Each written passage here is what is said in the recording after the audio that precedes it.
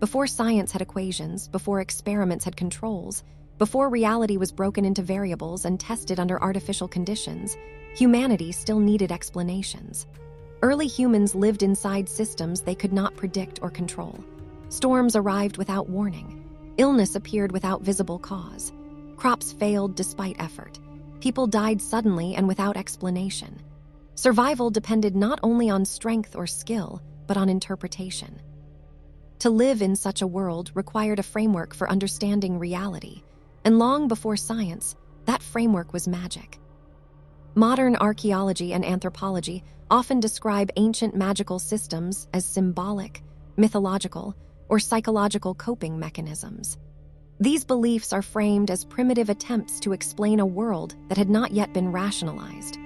According to this view, magic represents confusion, a placeholder for knowledge not yet attained. But some freethinkers argue this interpretation is overly rigid. They suggest ancient magic was not nonsense, but an early operating system for reality itself. A way to organize experience, enforce behavior, transmit knowledge, and interact with forces that were clearly observable, even if not yet measurable. From this perspective, magic was not the opposite of knowledge, but its ancestor. One of the oldest magical beliefs is sympathetic magic, the idea that like affects like, and that actions performed on one object can influence another through resemblance or connection.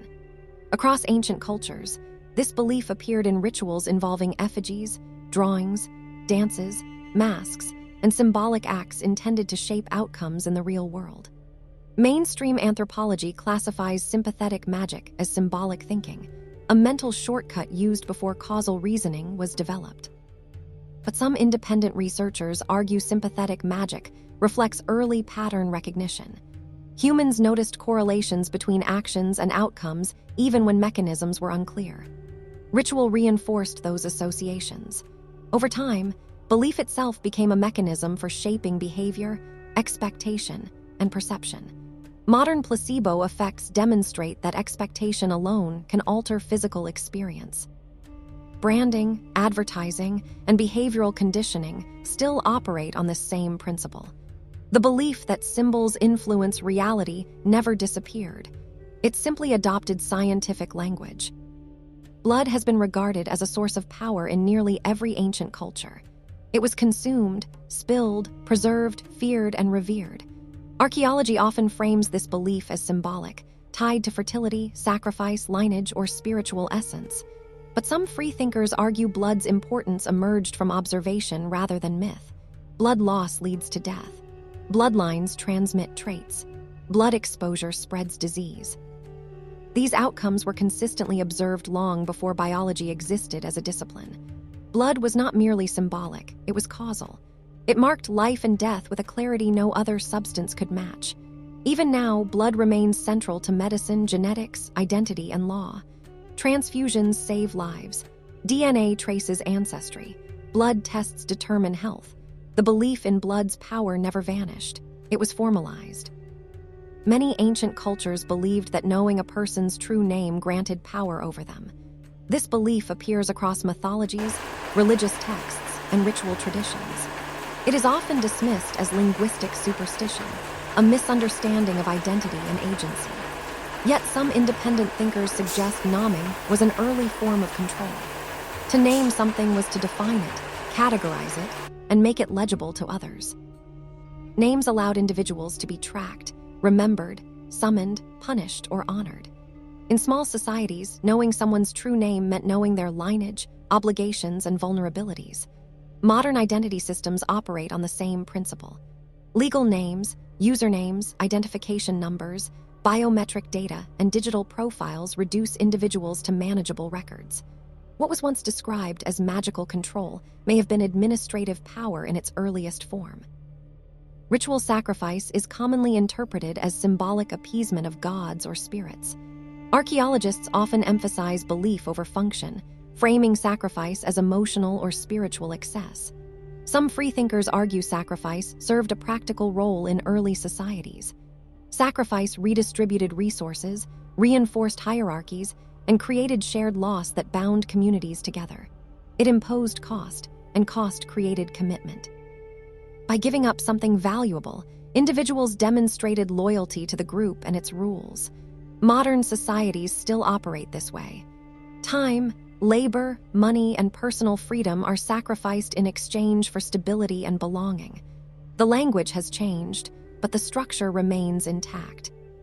Curse objects appear across ancient cultures in the form of tablets, dolls, inscriptions, buried artifacts, and marked symbols intended to harm, protect, or influence others. These objects are typically classified as fear-based superstition. Archaeology treats them as psychological artifacts with no inherent power. Some freethinkers argue curse objects functioned as intention anchors. They externalized belief, reinforcing fear, guilt, obligation, or deterrence. The object mattered less than the shared belief surrounding it. Modern equivalents include warning signs, legal contracts, surveillance cameras, and symbolic deterrence. The power was never mystical, it was social. Sacred geometry is often described as aesthetic symbolism projected onto natural patterns. Circles, spirals, ratios, and symmetrical forms appear in ancient architecture, art, and ritual spaces across cultures that never contacted one another. Skeptics argue ancient people imposed meaning where none existed. Independent researchers suggest sacred geometry encoded structural knowledge. Certain proportions produce stability, efficiency, and resilience. Ancient builders may have discovered these patterns through trial rather than theory. Modern architecture, engineering, and physics rely on the same geometric principles. Bridges, buildings, and machines still obey proportions discovered long before equations existed. What was once sacred may have been structural. Astrology is widely dismissed as pseudoscience. Mainstream academia views it as narrative comfort rather than predictive system. Some freethinkers argue astrology functioned as probabilistic forecasting. Ancient observers tracked celestial cycles and correlated them with seasons, agriculture, migration, conflict, and human behavior. While the explanations were mythological, the observational framework resembles modern data analysis. Patterns were recorded, compared, and acted upon. Predictive modeling today operates on similar logic, stripped of symbolic language. Astrology did not vanish, it evolved. Ancestor spirits are often framed as emotional reverence for the dead. Archaeologists emphasize ritual, symbolism, and grief processing. Some freethinkers argue ancestor belief systems preserved collective memory. Elders embodied survival knowledge, and reverence ensured continuity across generations. Stories, taboos, customs, and warnings were encoded in ritual language. Even today, inherited behaviors, cultural norms, and family traditions function as memory systems. Ancestors were not merely spirits, they were archives. Writing was once believed to hold magical power. Early inscriptions were treated as sacred objects. Modern interpretations frame this as mysticism surrounding literacy. Some freethinkers argue writing was power. Written symbols controlled laws, debts, ownership, trade, and history. Writing allowed reality to be fixed, preserved, and enforced beyond human memory. Contracts, ledgers, and codes transformed societies. Even now, written words shape the world through legislation, software, algorithms, and law. Many cultures believed spoken words could alter reality. Blessings, curses, incantations, oaths, and declarations appear universally. This belief is often dismissed as metaphor. Modern psychology demonstrates that language shapes perception, belief, and behavior. Political rhetoric mobilizes populations. Therapy reshapes identity. Propaganda alters reality without changing facts. Words remain one of the most powerful tools humans possess. Across all of these beliefs, a pattern emerges. Mainstream history draws a clear line between belief and knowledge. Some freethinkers argue that line has always been thinner than we assume.